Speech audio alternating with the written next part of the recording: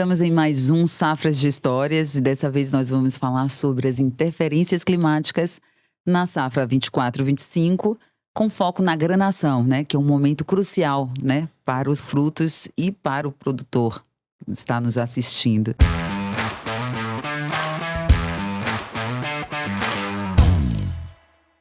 Eu converso agora com dois especialistas do Educampo. Gostaria que vocês se apresentassem, mas gostaria também de começar dando as boas-vindas. Muito obrigada, um prazer estar com vocês novamente e aprender com vocês. Olá, Ana, André, obrigado pela oportunidade, é um prazer estar aqui com vocês. Eu sou o Fernando Couto, eu sou engenheiro agrônomo, tenho doutorado em agronomia, sou consultor técnico do programa Educampo, em parceria com a Expocacer. Atendo um grupo de cafeicultores, estou sediado em Serra do Salitre, mas atendendo produtores de café cooperados da Expocacer em toda a região aqui do Cerrado. Obrigada, Fernando, mais uma vez. André, por favor. Gostaria de agradecer o convite, né, Ana? Me apresentando aqui, meu nome é André Gentili, sou engenheiro agrônomo também. Assim como o Fernando, trabalho no projeto Educampo, uma parceria do Sebrae com a nossa cooperativa Expocacer, e tenho atuado aí em toda a região do Cerrado nos últimos 8 anos aí. Eu queria entender, né, um pouquinho sobre como é que vem se comportando o clima desde a florada. Para a gente entrar no assunto da granação, eu preciso entender um pouquinho como é que o clima vem se comportando até o momento. Bom, então a safra atual ela iniciou com a florada, que ocorreu em 2024, né? E o período anterior à florada, que é o período seco do ano, foi um período de seca muito intensa associado com temperaturas extremamente elevadas, né? Então, o ano passado, né, André, a gente teve chuvas até ali início do mês de abril, quando interrompeu o período chuvoso, iniciou a seca, que estendeu até dia 10, 12 de outubro. Foram mais de 6 meses de seca associada a elevadas temperaturas. Então, o café, por ser uma cultura perene, ele até suporta um certo déficit hídrico, um déficit hídrico acumulado ali de até 150 milímetros. O café supera sem grandes perdas, inclusive até prepara a planta de café para uma florada intensa e uniforme com o retorno das chuvas. Mas a seca que antecedeu a florada da atual safra, ela em várias regiões produtoras de café, ela superou 400 milímetros de déficit acumulado. Então foi um déficit muito intenso e se debilitou muito as plantas, né? Então teve deficiência nutricional induzida, com perda de folhas, né? Perda das reservas energéticas, né? Da energia da planta, que foi debilitando muito a planta até no momento da florada, e ela chegou no estado muito debilitado. Então, a partir do momento que ocorreram as chuvas, né, André, e essa florada veio, né, veio de uma forma até aparentemente bonita, mas por esgotamento de reserva, a planta não conseguiu ter um bom pegamento dessa florada. A planta, muitas vezes, desfolhada, né, seja por falta de reserva ou muitas vezes associado a ataque de pragas, não teve uma condição para um bom pegamento de florada.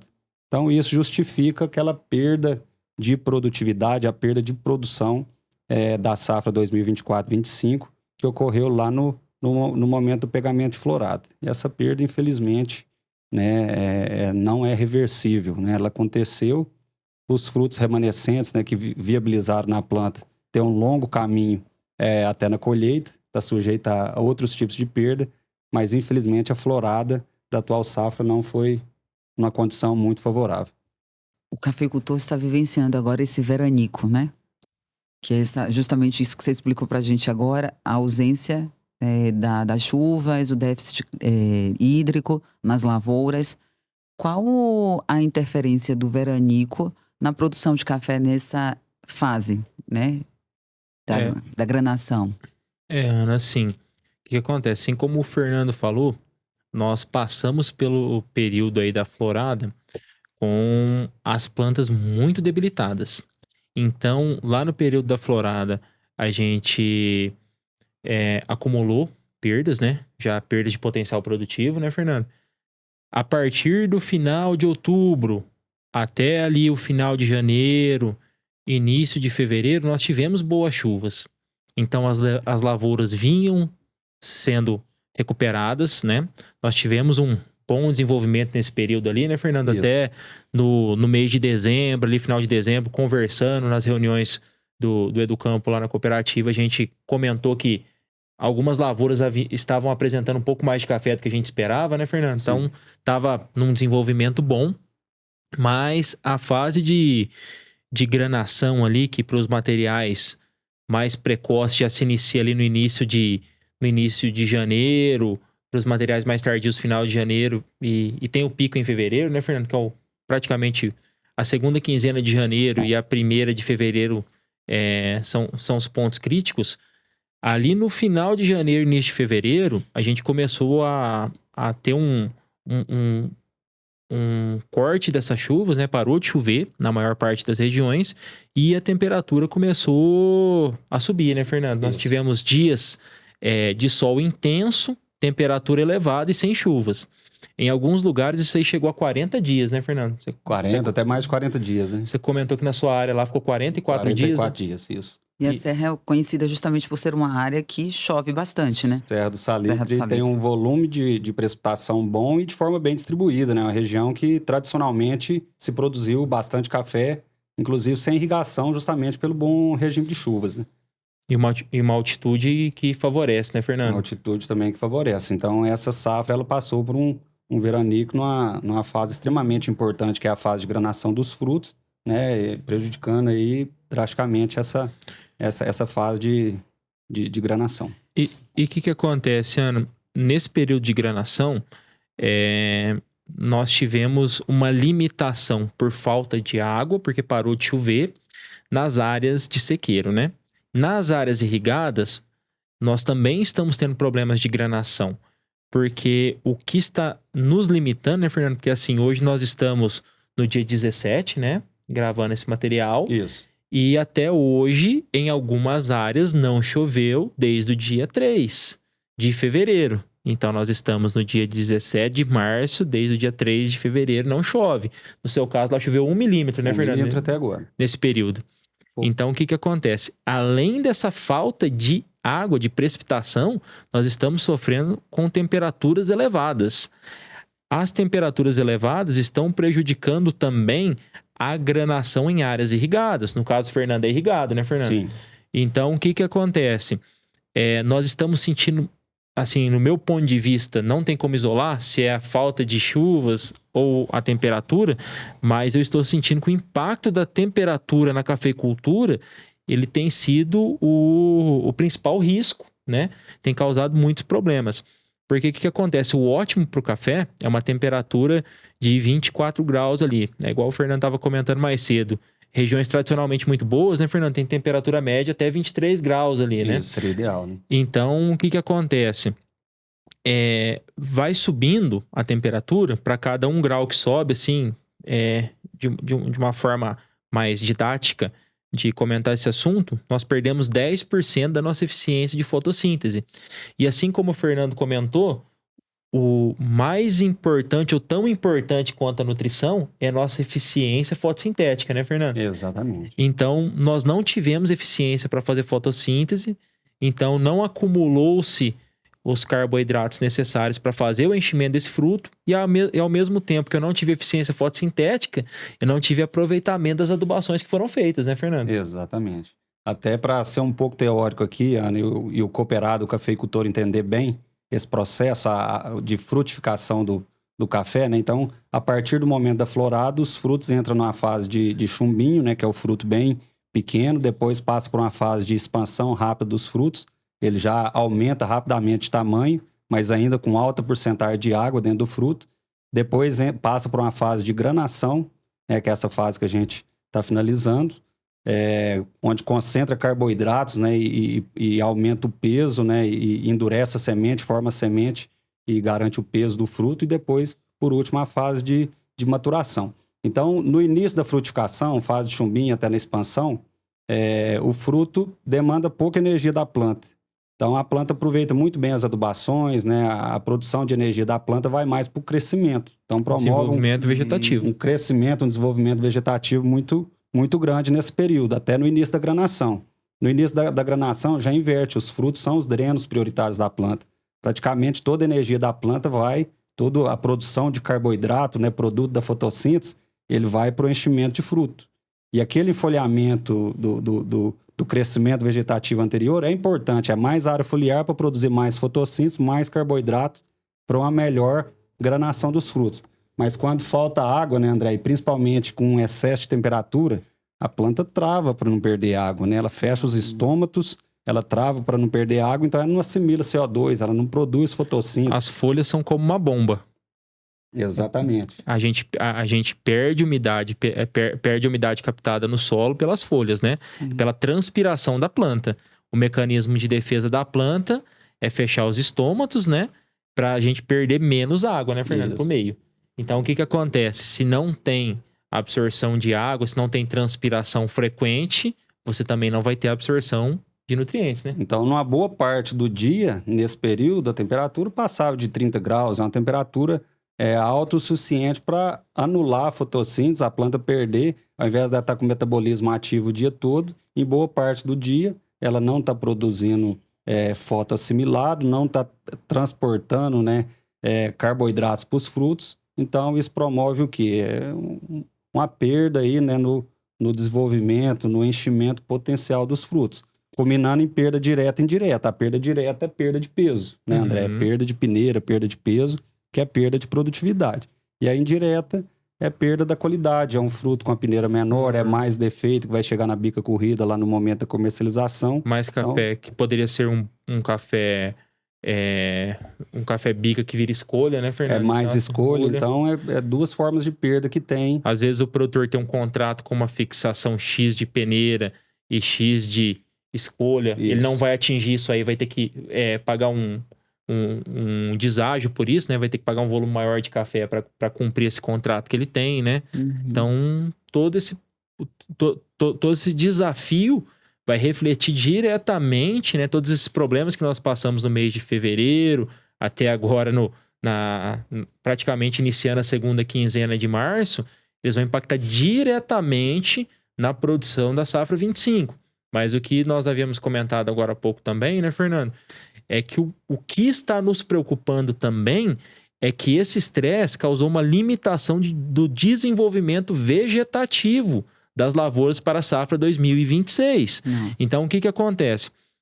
Nós estamos com problemas de produção para 25, mas já visualizando problemas de desenvolvimento da planta para a safra 26.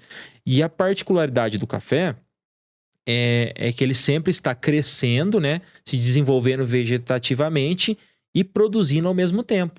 Então, isso exige muito da planta, né? O que acontece? Nós viemos de uma safra de 2023 que foi muito boa no Cerrado, né, Fernando? Foi uma safra lá de mais de 7 milhões e meio de sacas. A safra 24, um pouco mais de 5 milhões. E nós tínhamos uma expectativa muito alta para a nossa safra 25. E hoje a gente enxerga que a safra 25, que já foi afetada lá na Florada, onde nós já havíamos visualizado que não seria o que foi a 23, né, Fernando? A cada dia que passa, ela vai se distanciando do que a gente esperava cada vez mais, né? Quem tem acompanhado as notícias sobre café nos últimos dias tem visto notícias e fotos, né, na internet, nos noticiários, sobre essa situação que vocês nos falou aqui agora, nos contou aqui agora. E vocês trouxeram fotos, não foi? Isso. Só para ilustrar, para quem está assistindo a gente acompanhar como é que está o grão. A gente fala dessa granação, né, nesse impacto na granação.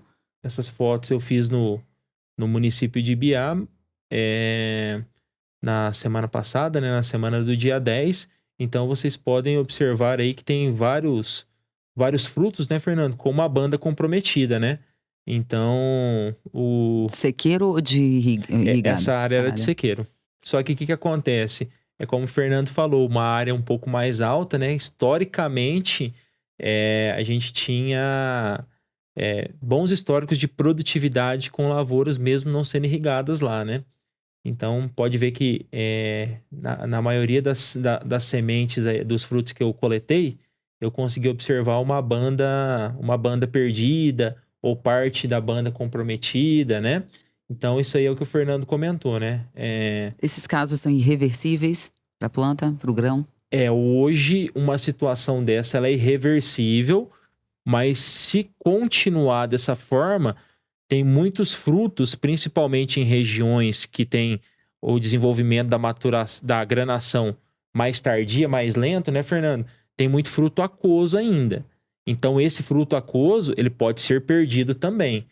Se você observar aí, Ana, esse que já está mais maduro, mais próximo da aliança aí, esse foi um fruto que já foi comprometido pela escaldadura, que a gente tinha comentado, né, Fernando? Isso. É um fruto que forçou a maturação pelo impacto direto do sol, né? Então ele escaldou e perdemos uma banda por isso. Olha que interessante essas fotos, que a presença de uma semente ali xoxa, isso aí é irreversível, viu, Ana? Isso aí é o fruto boia que a gente fala no momento de lavar ali, ele é o fruto boia, só uma das sementes que foi viabilizada, mas a gente vê nessas outras fotos aqui também o mau enchimento do fruto, né? Um fruto que não foi, não completou o enchimento ali do endosperma, da semente, né? Não preencheu toda o espaço ali que ele tinha para enchimento. Então é uma peneira menor, é um fruto candidato a quebrar no momento do benefício, virar uma conchinha que ela vai para escolha, ou que chega como defeito lá na bica corrida lá na Expocacer.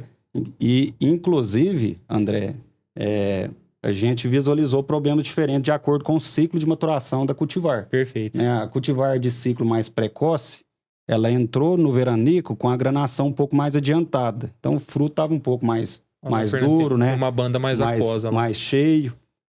Então, ele sofreu um pouco menos. É lógico que sofreu o mesmo problema, né? A mesma intempérie climática, e afetou um pouco menos a granação, já que já tinha passado um certo período de granação. Já tinha acumulado, né, Fernando? Já tinha acumulado carboidrato no fruto. Agora, as cultivares mais tardias, ela já no início da granação já pegou um clima diverso. Ou seja, quem plantou depois...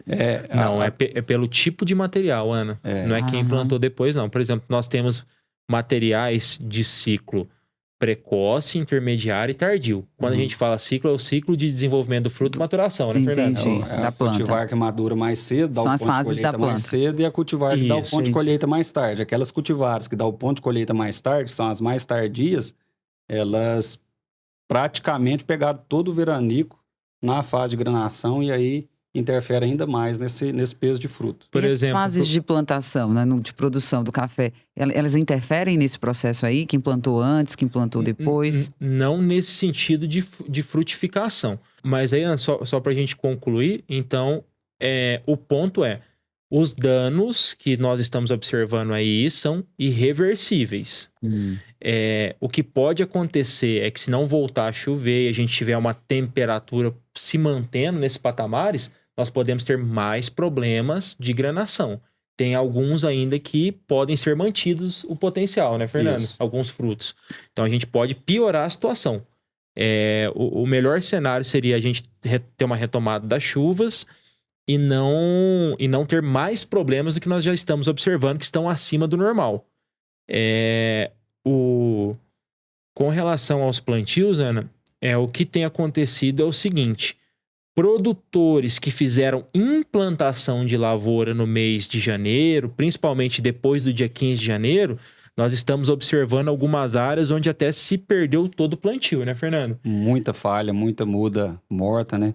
Inclusive, mesmo em condição irrigada, André, essas lavouras se sentiram muito. Às vezes, com umidade no solo, aquela elevada temperatura em cima de uma muda, uma planta muito frágil, às vezes foi suficiente para queimar a folha, jogar aquela folha no chão e a planta não ter área foliar suficiente para produzir energia para o próprio metabolismo da planta. E a escaldadura, ela foi observada em lavoura nova e em lavoura em produção. A gente falou até agora do efeito da temperatura e do déficit hídrico sobre a granação, mas outro efeito muito importante que vale a pena destacar aqui é a ocorrência de escaldadura foliar. Ou seja, durante toda aquela fase de crescimento vegetativo que ocorreu ali de final de outubro até final de janeiro, início de fevereiro, essas folhas cresceram num ambiente mais nublado, mais chuvoso, aclimatado numa condição muito boa. Logo que interrompeu o período de chuva no início de fevereiro e veio aquele sol quente, essas folhas expostas ao sol várias horas seguidas no dia, foi suficiente para causar a queima do limbo foliar, né? A escaldadura, tanto de folhas quanto de frutos. O fruto exposto também é o mesmo raciocínio. Ele teve lesão por escaldadura, que favorece, inclusive, a entrada de cercosporiose, que é uma doença importante que acaba afetando a correta e a boa granação e maturação dos frutos. Então, todos esses eventos foram cumulativos, foram somados e interferem na granação desse ano. E no caso de perda de área foliar, é perda de folha que tinha que estar na planta, até na florada da safra 25-26. Seria que iria garantir o nosso potencial produtivo para 26, né, Fernando? Exatamente. A gente já começa a visualizar os efeitos do clima nesse ponto lá na safra do ano que vem. E o que acontece, Ana? Essa limitação, essa escaldadura, ela se iniciou agora em fevereiro. Mas nós temos que lembrar que por mais que venha retomar chuvas, é comum que a gente tenha chuva aí até no máximo aí dia 15 de abril, alguma coisinha no início de maio, né, Fernando? Isso, mas assim, normal. a planta tem uma longa jornada até a florada. Nós vamos passar pelo estresse da colheita, as lavouras esqueletadas que tinham que estar com um bom desenvolvimento vegetativo, elas tiveram uma limitação agora no mês de fevereiro. Então, tudo isso nos preocupa muito para o potencial produtivo de 26. Um ponto que a gente deve chamar atenção também, como nós havíamos comentado dos plantios, né, Fernando? Isso.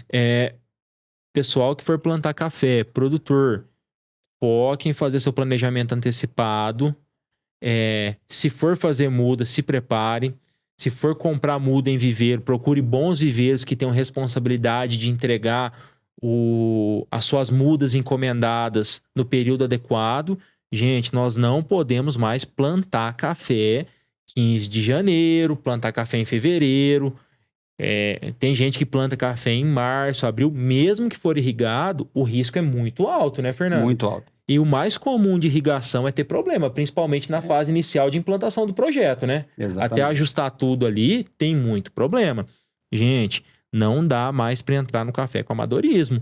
Nós não podemos mais fazer plantios tardios, ter certeza absoluta que se sua área for irrigada, sua irrigação vai funcionar se você estiver contando com isso. Porque o que tem também de projeto de irrigação que está só no papel até agora não é brincadeira não, né, Fernando? Muito. A demanda foi alta por mudas, a demanda foi alta por irrigação e o pessoal não conseguiu cumprir nem muda, nem irrigação. Então, assim, não dá mais para plantar café fora de época. E o cafeicultor tem como identificar esses sinais antes? Tem alguma coisa que o cafeicultor pode fazer para identificar os sinais de um veranico, de que a granação pode ser impactada, né, por conta dessas mudanças climáticas? Ana, existe algo que pode ser feito?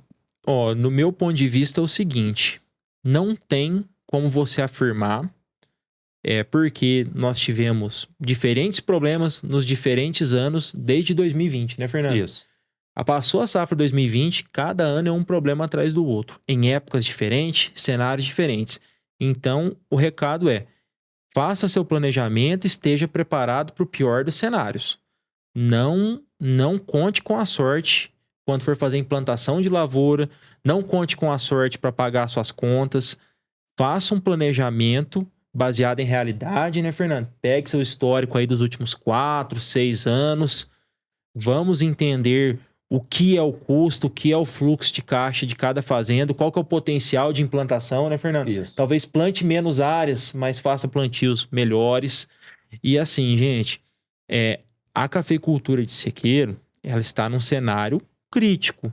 Se nós não tivermos um bom planejamento, fazer uma estratégia, aproveitando o que a gente tem de condição de infiltrar água no período chuvoso, desenvolvendo planta, desenvolvendo raiz no período chuvoso, nós não vamos suportar isso. Já vai para o 4º ano que a gente está esperando uma melhora, né, Fernando? Então, assim, a gente não sabe até quando vai esse desafio, se o clima pode voltar a colaborar nos próximos anos, a gente não pode afirmar nada. O que fica de recado esteja preparado para o pior cenário. Nós temos produtores, cafeicultores, né, que são muito bons na técnica, né, da produção, e tem alguns, mas que na gestão deixam, né, a desejar. E o contrário também. Sim. E aí, justamente, que entra do campo, né? Vocês podem auxiliar, vocês auxiliam o cafeicultor nessas duas pontas. Tanto tecnicamente quanto gerencialmente. Sim. Nesse caso, né, dos desafios climáticos que fogem do controle, perfeito, que fogem do controle do cafeicultor. como é que o Educampo vem auxiliando o produtor nas lavouras para se antever ou até minimizar esses impactos? Olha, Ana, assim, no meu ponto de vista, como é da porteira para fora, o clima a gente não controla, o preço de café a gente não controla.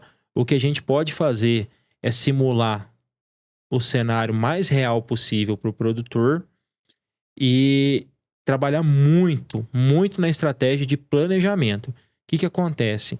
Tem áreas que eu presto serviço, por exemplo, que estão preparando as terras agora. Em alguns lugares deu uma chuvinha agora no 15 de março ali, para plantar café em novembro deste ano.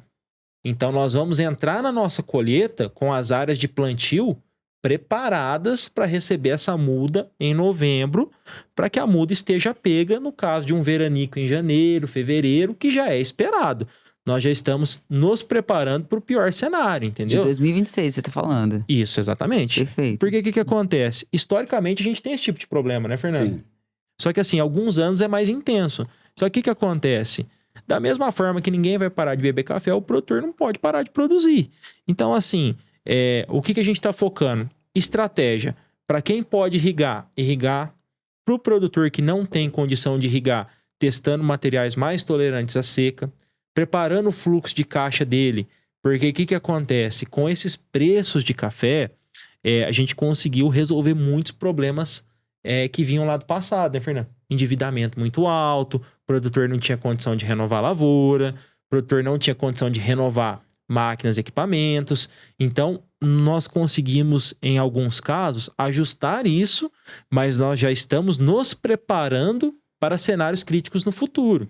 Porque hoje, quando eu vou fazer um planejamento de formação de lavoura, era normal até 2020 ali, né, Fernando? A gente vê lavoura de primeira safra de café de sequeiro com 2 anos e meio, dando 50 sacos. Isso. De 40 a 50 sacos. Era lindo. A gente chegava ali na primeira safra, 50 sacas de café no sequeiro.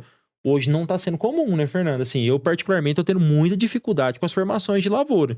Então, a hora que você apresenta aquilo ali para o produtor, senta com ele e fala, olha, você está preparado para a gente plantar 30 hectares, 40 hectares de café e lá na primeira safra a gente ter essa frustração? Ah, André, não, se tiver essa frustração aqui eu não consigo. Então, o que você acha de formar 10? Formar 15 bem formado, a gente não tem como sair do risco se você for plantar no sequeiro. Mas você consegue ter um impacto menor, né, Fernando? Com certeza. O dano em 15 hectares é um. O dano em 30 é outro. O dano em 50 é por aí outro. vai, né? Então, cada caixa suporta um risco, né, Fernando? E como o André bem falou, Ana, estão cada vez mais frequentes essas adversidades climáticas, né? Então, como que a gente prepara para enfrentar lavouras em produção, que seja em formação, mas trazendo aqui para a atual safra, a gente enfrentar e ter um resultado razoável mesmo num clima diverso. A gente vê produtores com prejuízo, com a perda muito grande em produção na atual safra e outros, às vezes, enfrentando um pouco melhor. É ruim, as adversidades é ruim para todos, é péssimo para todos os produtores, mas alguns conseguem minimizar essas perdas. Então, o que são... primeiramente, a gente destaca a importância de aliar a gestão com o manejo da lavoura, e isso o Educampo faz bem feito. Na parte de manejo, se puder fazer uso de irrigação, que faça, o André já falou isso e eu reforço, né? Dados do próprio Educampo demonstra aí que a irrigação, comparado a que áreas irrigadas com sequeiro no estado de Minas, as irrigadas produzem 11 sacos por hectare, a mais que a sequeiro principalmente em lavouras até 10 safras, né? Então, isso aí justifica muito o uso da tecnologia. Uma lavoura irrigada, a planta está hidratada, ela transpira mais, ela arrefece mais, né? Consegue refrescar a folha, ela mantém uma área foliar maior, um alto sombreamento maior. Então, assim, tudo favorece melhor para aproveitamento das adubações, né, enfrentar não só a seca, porque está molhado, está irrigado, né? Desde que faça um bom manejo da irrigação, porque nem sempre... o produtor acerta também no manejo, e para minimizar os efeitos da alta temperatura. E todo o manejo que visa manter vigor de planta, né, André? A adubação equilibrada, aí eu destaco o planejamento que a gente faz no Educampo, porque a gente senta com o produtor, elabora um planejamento de acordo com a realidade de cada produtor, e isso é determinante no manejo do produtor. Por exemplo, as adubações eu falei, no início do podcast, que o ideal é antecipar as adubações para promover o melhor desenvolvimento vegetativo antes da granação. Então, essas adubações, elas devem ser antecipadas dentro do possível. Esse ano mesmo a gente viu o produtor que foi pego de surpresa, né, de certa forma, e não conseguiu fechar as adubações por causa de falta de chuva em fevereiro, né, André? Sim. Então, isso aí, o planejamento contribui bastante. Nós do Educampo, a gente está em acompanhamento contínuo, sempre à disposição do produtor, para orientar no manejo e realizar da melhor forma possível. Além disso, outras práticas, como o uso de associar a adubação orgânica, né, com o composto, né, correção do solo bem feita, né? Com adubação mineral, correção de solo bem feita, descompactação de solo, né, tudo que promove um maior enraizamento da planta, ela está mais vigorosa e mais resistente a essas intempéries. E o que eu tenho visto muito, Fernando e Ana, é o seguinte, ó, produtor que não está se atentando a essas mudanças, não sei se elas vieram para ficar, para piorar, ou se vai melhorar daqui 5 anos. Isso aí a gente não pode afirmar, ninguém pode afirmar. A certeza é que você tem que estar preparado para o pior cenário. Tem produtor que está se reinventando, está melhorando, e mesmo com esses desafios, no pior cenário ele manteve média de produtividade. Alguns conseguiram até melhorar médias de produtividade, enquanto boa parte tem só piorando as médias, né, Fernando? Sim. Vem só piorando. Então, o que acontece?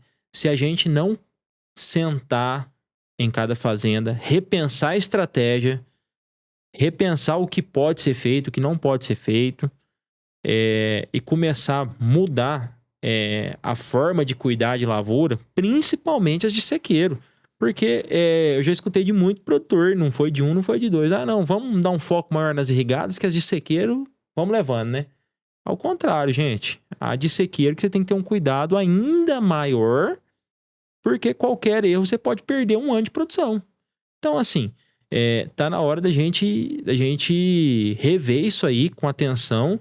E assim, esse produtor que aconteceu com alguns que eu atendo também, que tava com adubo no barracão, esperando o dia que fosse dar certo para ele adubar, e não conseguiu aproveitar a janela de chuva, da mesma forma teve gente que tava com adubo esperando a última chuva na lavoura e aproveitou, né, Fernando? Aproveitou. Então, assim, gente, as condições são iguais, tanto na época boa quanto na ruim para todos. Se a gente não aproveitar as nossas oportunidades e não nos planejarmos melhor para suportar essas crises, o negócio não vai. Porque praticamente aí, mais de 80%, né, Fernando? Das áreas de café arábica são de sequeiro, né? Sim. Então, gente, como que a gente vai ficar sem 80% da produção? Importantíssimo. Não. Especialmente num ano em que a produção já tem limitação, né? Comprometida. Verdade. Hoje o Educampo, a Expo Café, conta com 7 grupos, não é isso? 7 grupos, 7 consultores, perfeito. E vocês atendem uma média de quantos produtores no total? É uma média de 15 a 20 produtores por consultor. Eu acredito que esteja com em torno de 25 a 30 mil hectares de café no grupo da Expo Café, né, Fernando? Os por grupos, aí, né? Por aí. E aí eu te pergunto para vocês, né? Vocês têm algum case de sucesso de lavouras que foram afetadas, né, por esses veranicos?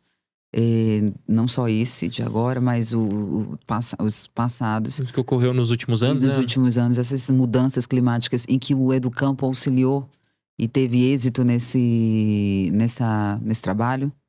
Sim. No meu caso, tive casos de sucesso e também casos de insucesso quando não existe um alinhamento eficiente e real entre o consultor, o produtor e o gerente ou responsável da fazenda, não vai dar certo. Isso para mim tem ficado cada dia mais evidente. Se não existir uma relação de transparência, confiança entre o consultor, produtor e responsável administrativo da fazenda, o negócio não dá certo, Ana. Porque assim, tem muitas vezes que tem uma boa interação entre o produtor e o consultor, mas não existe uma boa interação entre os dois e a ponta, que é a fazenda. Existe uma interação boa entre o consultor e a fazenda e o gerente da fazenda, mas não tem uma boa interação com o produtor. Sim. Não dá certo. Se todo mundo não trabalhar bem e com eficiência, não colhe café hoje. A realidade, no meu ponto de vista, é essa. Assim, eu estou vivendo os dois extremos. Tenho casos de sucesso, produtores que seguem o planejamento, que a gente senta, consegue discutir e realinhar a estratégia. Não estou dizendo que tudo que dá errado é porque não seguiu o planejamento agronômico, não é isso. Estou dizendo que, assim, se não existir uma transparência para a gente sentar, conversar e tomar decisão, não tem como superar isso. Agora, se existir um real interesse, um real alinhamento e transparência, você consegue sentar e pelo menos amenizar o dano. E fica cada vez mais evidente, Ana, a importância de um bom planejamento agronômico que está relacionado às práticas de manejo no decorrer do ano ou do decorrer do período, às vezes mais que um ano, a gente faz planejamento a curto, médio e longo prazo. Com o planejamento operacional, né, que é quem que vai colocar em prática aqueles manejos, com o planejamento também financeiro para o produtor se organizar financeiramente para executar tudo que foi planejado. Então, assim, se faltar qualquer um desses 3 pilares, o negócio não roda da forma que deveria. E executar isso é o mais desafiador. Então, assim, a gente lida com produtores, cada um com perfil, tem produtores extremamente caprichosos, né, André? Detalhistas. Muito engajado, né? Que, assim, o resultado tende a ser melhor do que um produtor que, às vezes, é mais distante. Não executa bem. Uma lavoura mal cuidada, ela vai mostrar problema, né, diante do intempérie, muito mais rápido que uma lavoura que foi bem cuidada. Então, assim, conduzir bem a atividade acaba sendo até obrigação de todos os envolvidos, né, André? A gente busca Sim. por produtividade para ter boa renda, né, boa rentabilidade e a gente conseguir rodar tudo. Mas, assim, se não executar um bom manejo, infelizmente, as perdas são maiores nesses períodos de desafios aí. Pessoal, vocês falaram sobre os impactos na safra 24-25, mas diante desse quadro, né, desses desafios, dessas mudanças climáticas, vocês já conseguem visualizar a safra de 25-26? Ana, então, o clima, associação do período seco com altas temperaturas, é evidente, então, que afeta todo o metabolismo da planta. Aqui eu quero destacar, e você até repetitivo, a gente teve um período de crescimento vegetativo relativamente curto para o café, ou seja, ele podia ter vegetado mais, crescido mais ramos, né? Crescido um potencial, um volume produtivo maior para a safra do ano que vem. Esse é um ponto. As escaldaduras que acontecem nesse período de veranico, perda de área foliar, perda de folhas que são importantes no momento do pegamento de florada da próxima safra. Associado a isso, nós já estamos visualizando no campo, principalmente aquelas cultivares de ciclo mais precoce, né, André? Que elas já entraram numa fase importantíssima para a próxima safra, que é a diferenciação floral.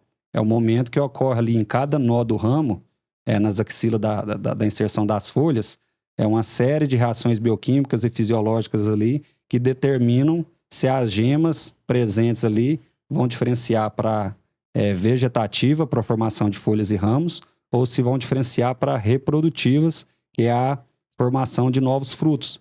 Então, esse clima desfavorável, né, para a fisiologia, para o metabolismo da planta de café, ele pode interferir também negativamente na própria diferenciação floral. Então, assim, afirmar que vai ter quebra de potencial produtivo para 2020, 25, 26, no caso, assim, a gente visualiza que potencialmente pode interferir. Agora, falar o quanto, percentual, quanto disso aí, percentual de perdas, assim, é muito cedo para falar isso. Mas é um clima desafiador, pode afetar, e assim, a gente tem um longo período pela frente ainda, né, com grandes desafios pela frente, né, André, para chegar na colheita de 2026.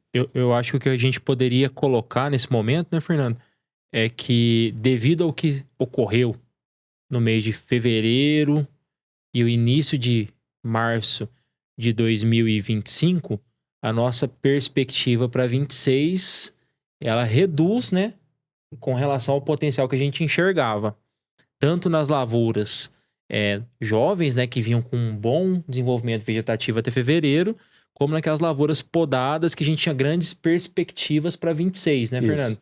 Então, assim, uma coisa que a gente tinha comentado também é que como esse período seco de 24 para 25 foi muito prolongado, muito extenso, né? A gente teve 6 meses aí de seca até voltar a chover em outubro de 24.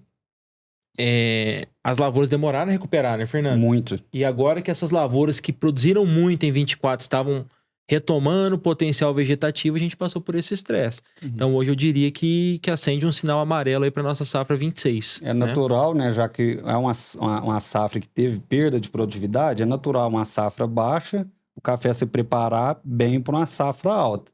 Mas assim, tem um longo período pela frente, inclusive a seca está toda pela frente ainda, né, André? Exatamente. Então, café sequeiro, a gente não sabe que intensidade vai ser essa seca, e café irrigado começa a preocupar também se a disponibilidade hídrica vai ser suficiente, né, André? Então, assim, tudo pode acontecer e a gente já liga um sinal de alerta, justamente porque começa a ficar preocupante as questões climáticas. Meninos, muito bom estar com vocês novamente. É sempre um prazer aprender também com vocês. E coloco também o Safras de História sempre à disposição do Educampo, que vocês tragam mais temas para a gente discutir aqui, tratar e auxiliar o cafeicultor que está nos assistindo.